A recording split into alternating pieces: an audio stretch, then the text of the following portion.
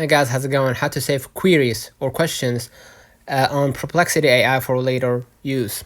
Currently, Perplexity AI does not have a built-in feature to save queries directly. However, you can manually save your queries by bookmarking the page. Right? Let's have an example. Summarize the research for brain breaks. Right? Basically, you can see right here the bookmark icon at the top. Right? Next to the open app. And this way you're going to be able to save the question, or if you want to be more safe, you could just go ahead and copy the link, right? And you could save it to your notes or whatever. And notice if I went to another browser and paste the link that I just copied, you're going to see the same article again, right? With the follow-up questions as well. So you can copy and paste important queries and answer into a document or note-taking app.